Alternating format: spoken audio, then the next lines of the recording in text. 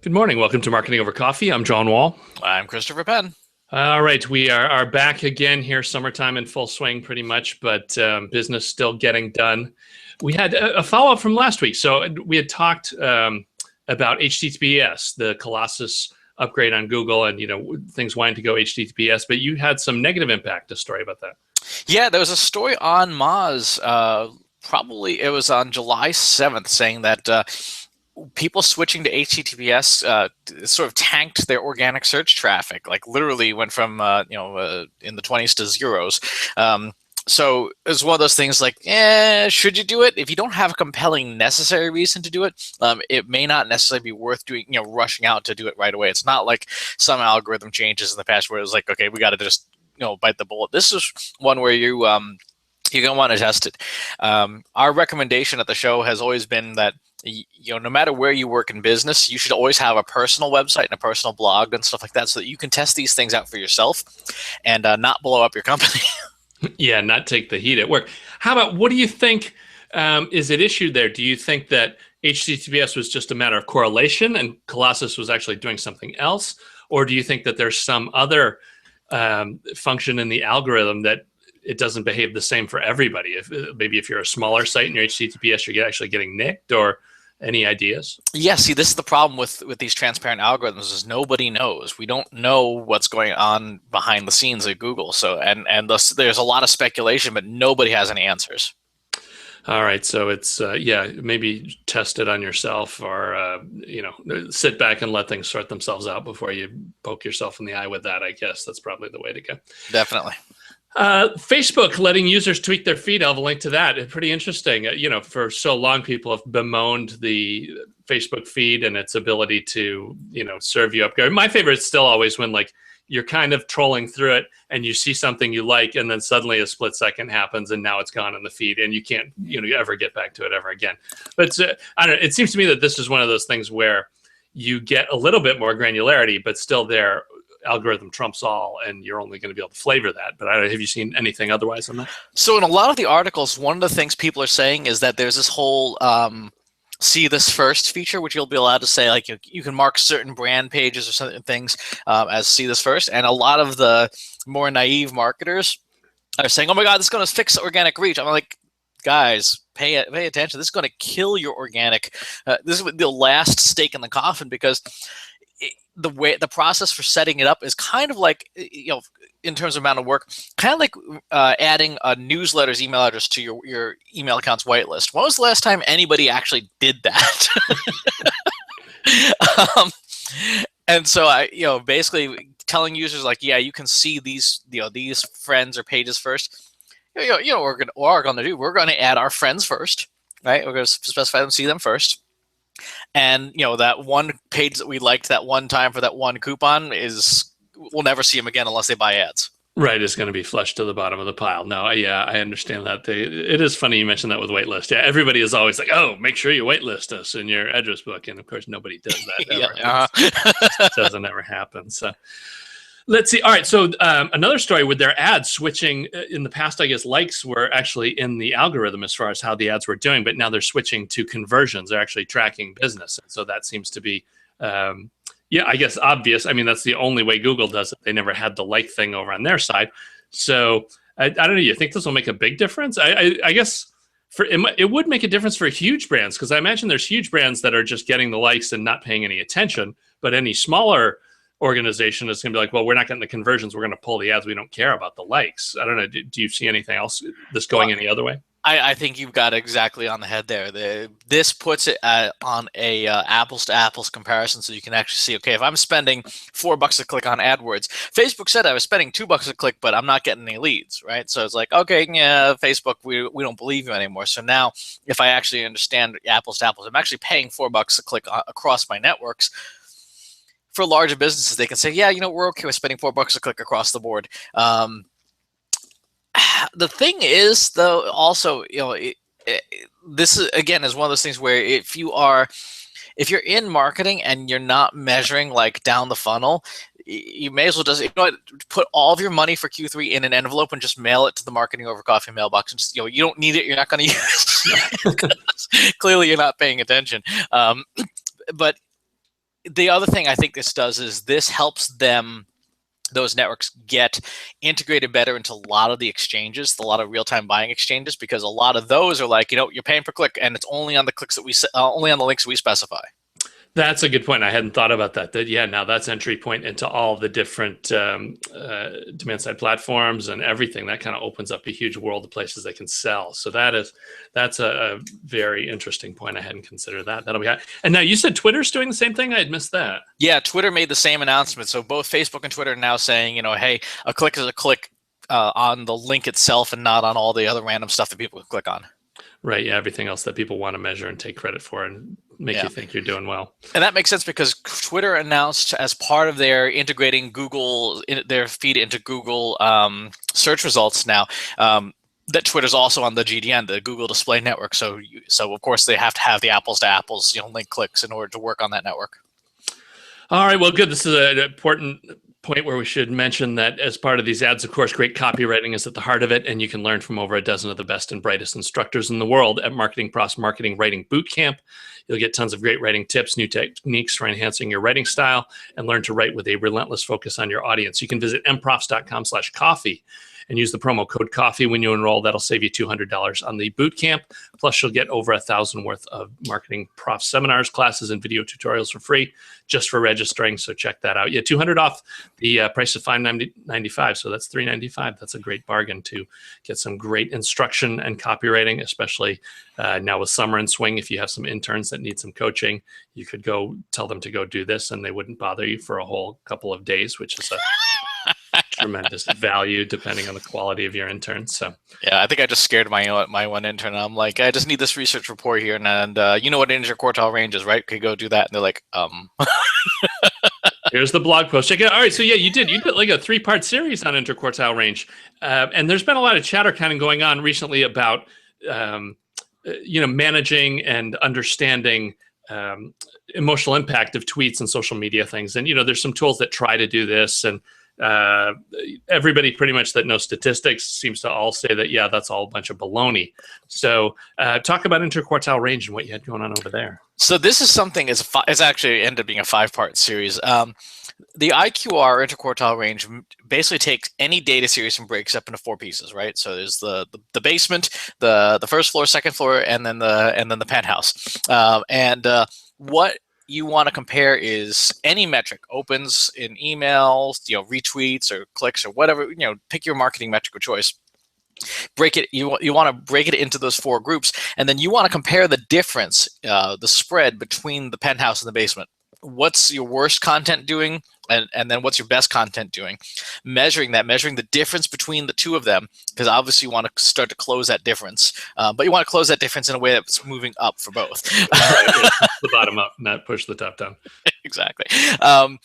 And most importantly, it lets you then take a data export of the basement and say, okay, what does the basement have in common? Like, is it every time that I, post a picture of myself, sweating at the gym, is like the bottom of the pile, or is that the top of the pile?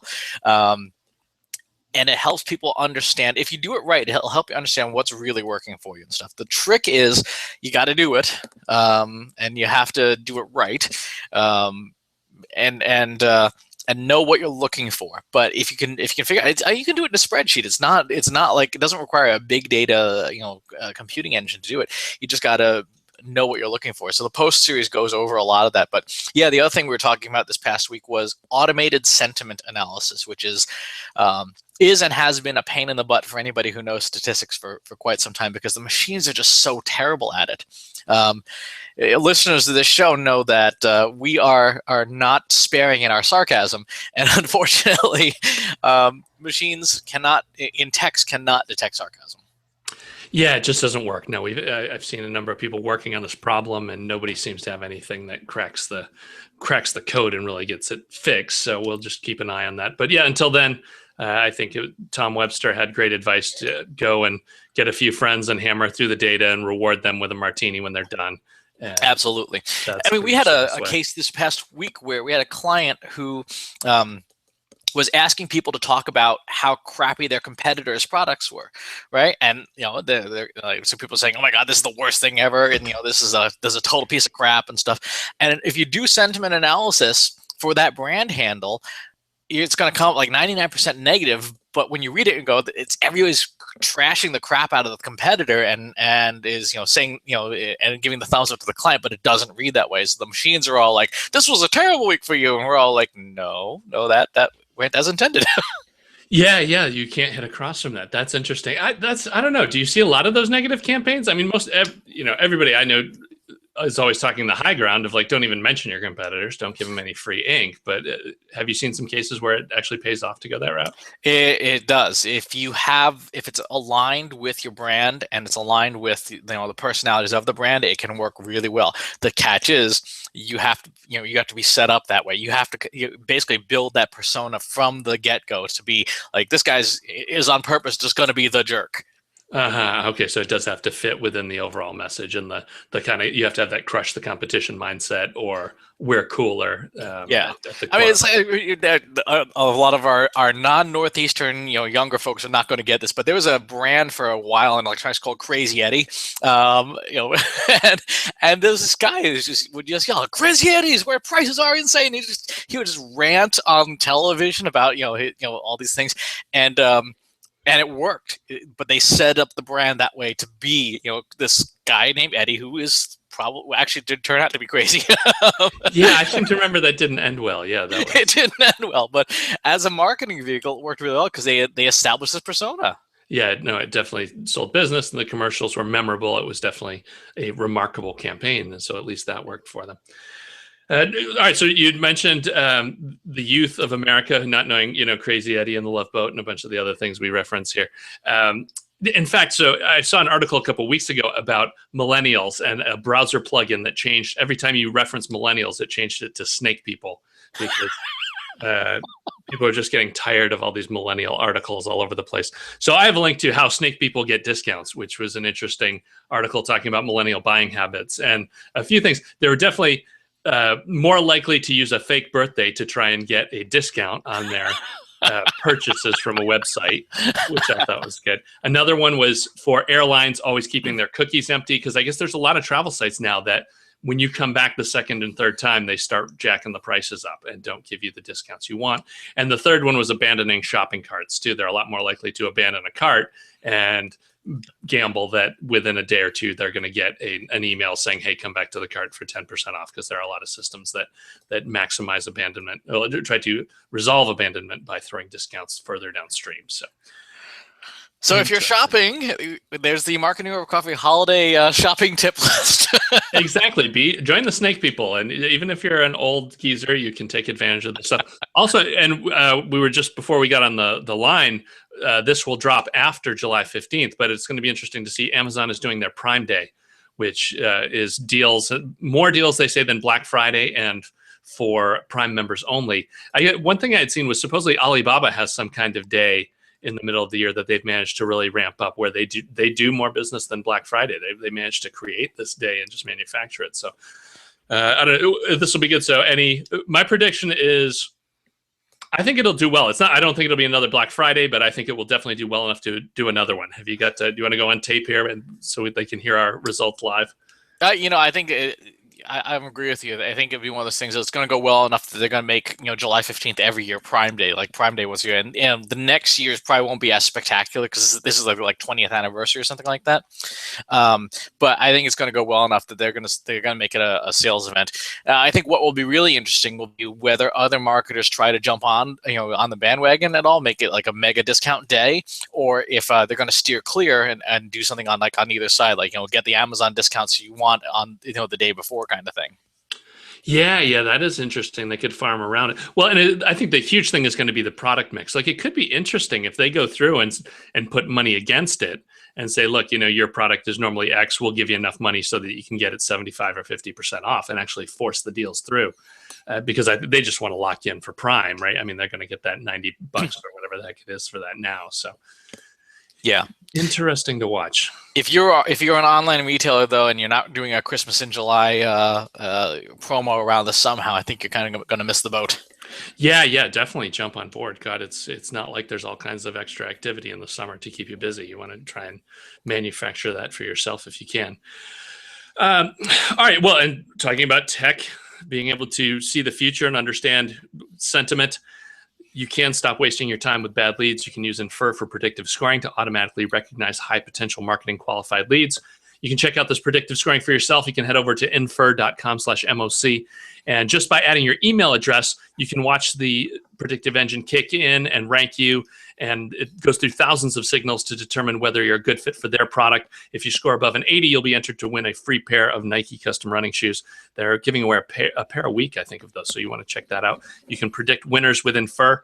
And in fact, I've got an interview coming up with their VP of marketing who did 10 years at Salesforce.com, came all the way up through the ranks. And he's going to tell us more about predictive marketing and some of the interesting things that they do. They've got a bunch of other stuff too. We're talking about scoring beyond just lead ranking, being able to score the rest of the life cycle for the customer and things like that. So some interesting stuff. Very cool. Thank them for their support of the program. And that'll be coming out in the next couple of weeks. So check that out. Yeah. Speaking of things to buy on Prime Day, you did a headphone showdown recently. How'd that turn out? Yeah. So, all right. In fact, podcast fans into audio. Yeah. In fact, now that I think about it, I should put some links up too. I've done headphone roundups in the past, and I've gone full cycle. It started off, I was reviewing running gear because that's kind of an interesting little niche of headphones, to find stuff that's both comfortable, safe while running, and still sounds decent, which is very rare to find. And then the next step was in-ear monitors. I was using the Shure 535s, which are fantastic. But I've kind of stepped up again. I've been playing around with over-the-ear. So on the deck this time was the AKG K550, which are kind of these big, humongous over closed-back headphones. Some Sennheiser HD 558s, which are open-back, which is a whole nother experience if you haven't tried that, where the actual cup on the ear has a vent on the back. So people can actually hear the music, and you can still hear some of what's going on around you. But the thing with that is it does let air through. It's more comfortable, and you get a much bigger sound. It creates a larger sound stage, which is a lot of fun. And then just to mix it up too, there's the Sony MDR 7506, which is kind of the studio standard for decades and is a fan favorite. And then I had the Bose QC15s. And so all four of those toe to toe. I guess the Sonys I do like for business. It's a very clean sound. In fact, that's what I'm using for editing and mastering the podcast. So those are hot. The Bose, still nobody beating Bose for noise reduction. If you're flying or traveling, you pretty much just have to go with those. Nobody else comes close. The open back ones are nice, but it's, kind of limited. Like you don't want to travel with them with the open backs. And then the AKGs were good, but I don't know if somebody wants a pair of AKGs. Those run about 150, and I played with them for a couple weeks. I actually, all right, this is for the show, folks. I'm going to tip a huge insider trick, and I'm not going to share the link anywhere in the newsletter and notes for this. But if you go to Amazon, there's a function where you can actually search by third-party sellers, and the seller you want to look for is Unclaimed Baggage. They're a company that goes and buys all of the unclaimed and lost stuff on airplanes and sells it at ridiculous value. So I normally get all my headphones 2/3 or better off. Like these AKGs, I got them for, I think it was 110. So check that out. Yeah, it's pretty much iPads, iPods, headphones, all three of those. Those are getting lost every day on planes all over the world, and they end up there, and the price is right. So, and of course, it's cool because it's a single centralized location, and they test them all, and they have a procedure for wiping the stuff. So you're not going to get any weird viruses. You're not going to find anything that doesn't work. It's a very cool place to check stuff out. This has been like the retail show, like all the shopping tips and tricks that you need to know for the second half of the year.